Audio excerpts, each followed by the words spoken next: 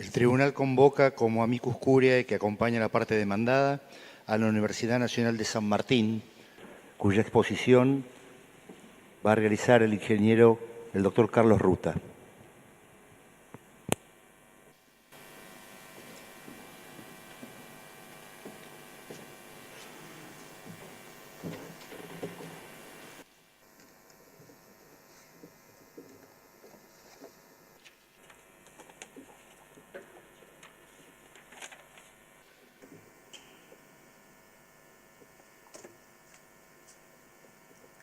Señor presidente, estimadas ministras, estimados ministros.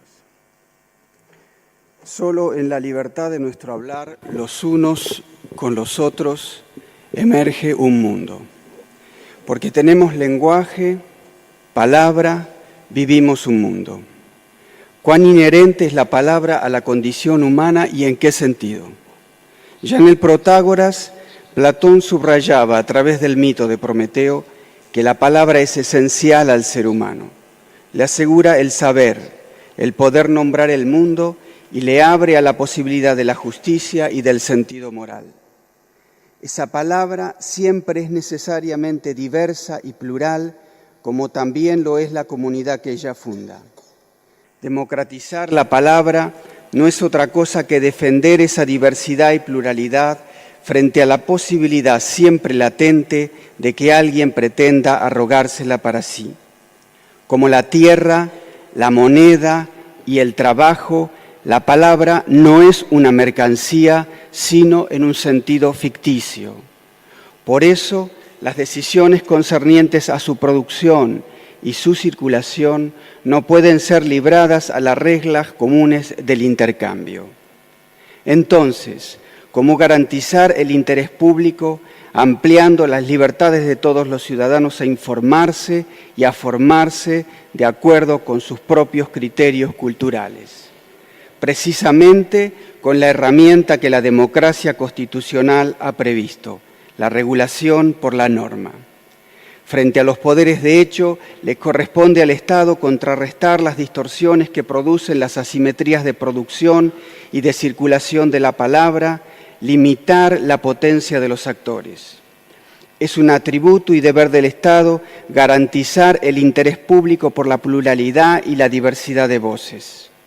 La noción de bienestar general, declarada en el preámbulo de nuestra Constitución Nacional, encuentra su correlato jurídico en la idea de interés público, que al decir de Gordillo, es no solo la suma de una mayoría de intereses individuales coincidentes, personales, directos, actuales o eventuales, sino también el resultado de un interés emergente de la existencia de la vida en comunidad.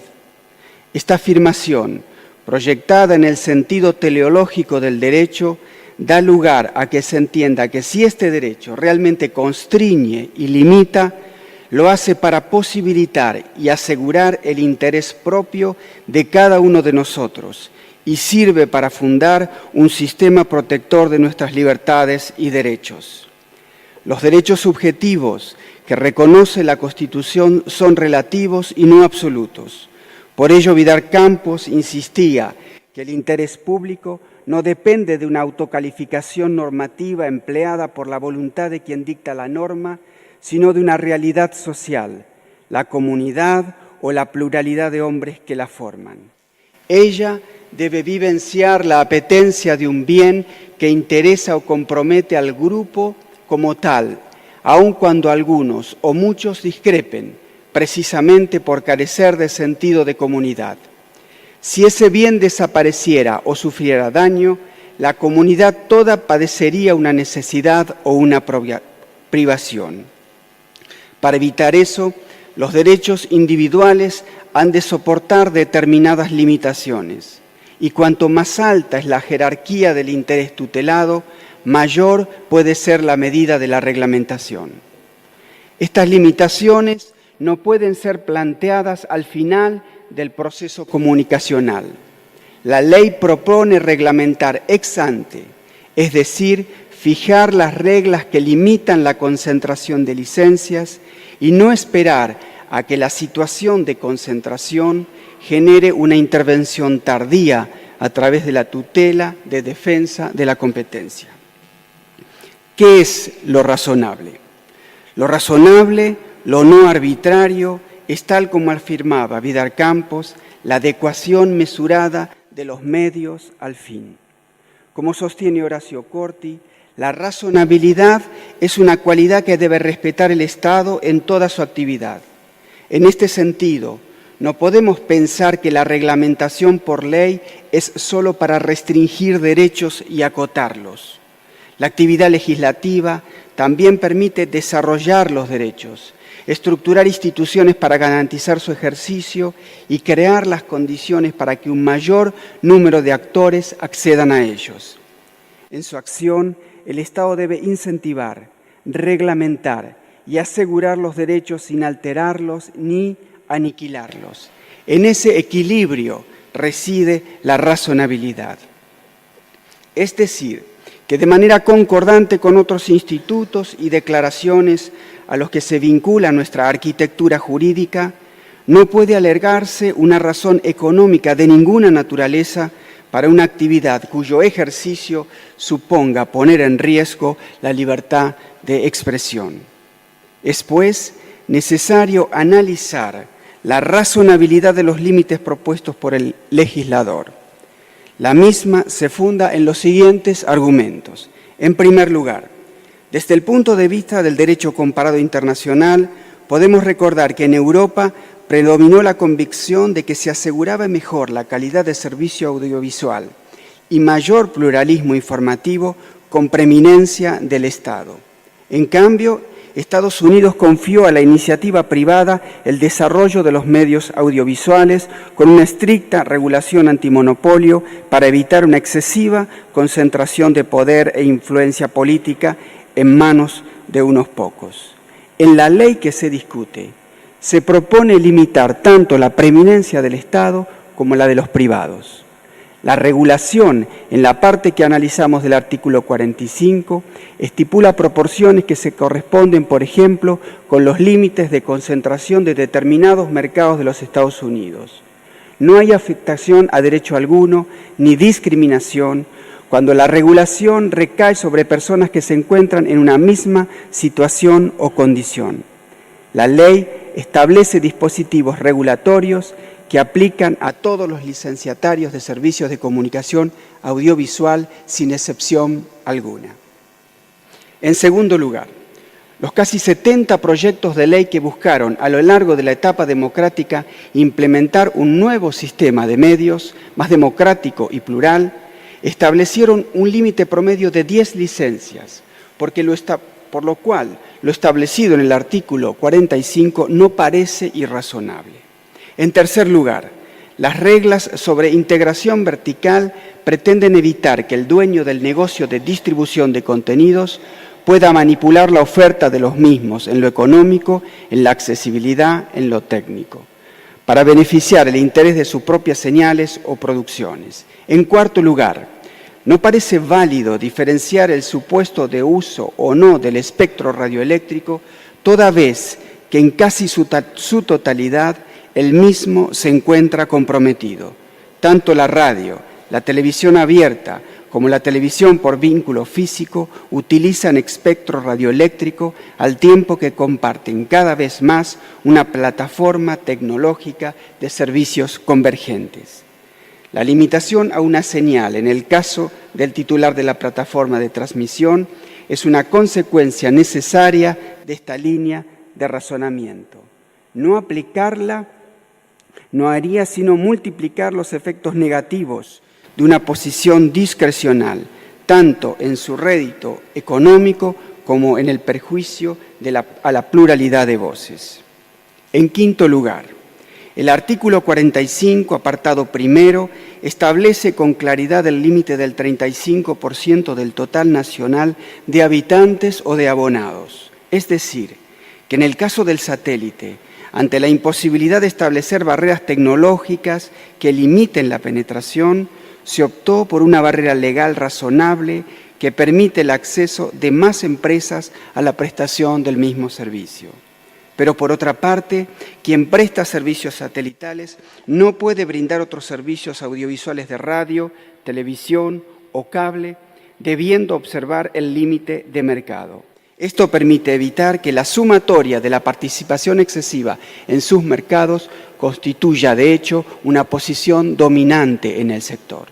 En sexto lugar, si nos atenemos a los límites cuantitativos, debe tenerse presente que, primero, la restricción a la cantidad de licencias que no usan espectro radioeléctrico se funda en el legítimo objetivo de favorecer la competencia desde la perspectiva de los actores y la diversidad de las visiones. En segundo lugar, el servicio satelital emite un cono que excede a las fronteras de los países, por lo que requiere una solución excepcional en el porcentaje señalado anteriormente.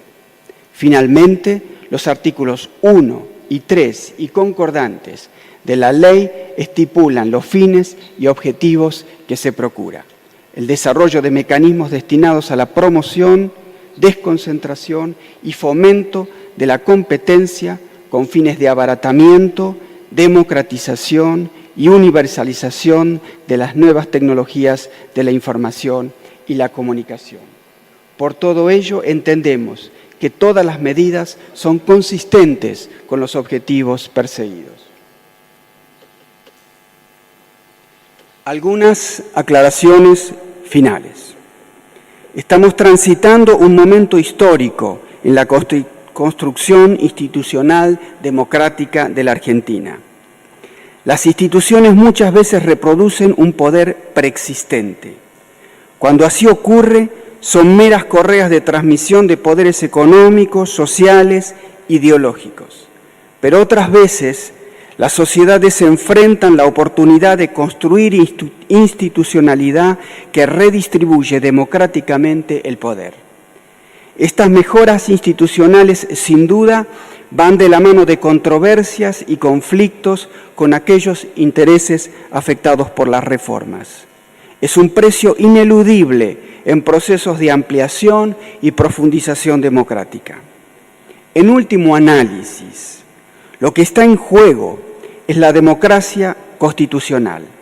Sin duda, aquí yace la cuestión del equilibrio entre la dimensión política y la dimensión legal de la democracia, pero también el peligro del vaciamiento de la dimensión constitucional de la democracia por una desproporción en el ordenamiento de los poderes comprometidos en las diversas instancias de la vida económica, social y política. Ya Montesquieu había advertido que hay un dato de experiencia: los poderes sin límite ni control tienden a concentrarse y a acumularse en forma absoluta, a transmutarse en ausencias de reglas, a convertirse en lo que Luigi Ferraioli denomina poderes salvajes. De aquí la necesidad de repensar el sistema de las garantías constitucionales. Lo que podemos llegar a ver en nuestras sociedades es que un poder patrimonial, el poder empresarial de la propiedad, se sobreimponga a un derecho de libertad de rango constitucional. Hay aquí un equívoco teórico de fondo dejado irresuelto en la tradición liberal: la confusión entre la libertad de manifestación del pensamiento y la propiedad de los medios. Se trata de dos derechos radicalmente diversos. El uno es un derecho fundamental de todos, el otro es un derecho patrimonial de los propietarios. Si la relación entre ambos es invertida, la propiedad se devora a la libertad. La ley del mercado termina subordinando para sí a las reglas del Estado de Derecho y de la democracia constitucional. Los servicios audiovisuales son hoy un lugar público decisivo para la formación del sentido común y del consenso. Su apropiación equivaldría a un disciplinamiento del debate público. De esta forma, una parte esencial de la esfera pública se convierte en objeto de apropiación privada. La cuestión más radical aquí en juego podría plantearse del siguiente modo: ¿la libertad de información es una variable dependiente del mercado o es un principio y un derecho fundamental constitucionalmente establecido? ¿Su garantía es simplemente un problema de antimonopolio o más bien y ante todo es un problema autónomo de libertad y democracia? ¿No está en juego aquí también la posibilidad de existencia y expresión de las voces de grupos diversos, minoritarios, subalternos? Sabemos que estamos frente a reformas complejas, pero hay que tomar conciencia de los términos dramáticos del problema. Lo que está en juego es la libertad fundamental y la democracia. La superación de las aporías del presente requiere el fortalecimiento de una cultura constitucional y una concepción de la democracia como un sistema frágil y complejo de separaciones y de equilibrios de poderes, de límites y garantías. Nos encontramos ante el siguiente dilema: o los poderes salvajes o las instituciones de garantía de los derechos constitucionales fundamentales. Muchas gracias.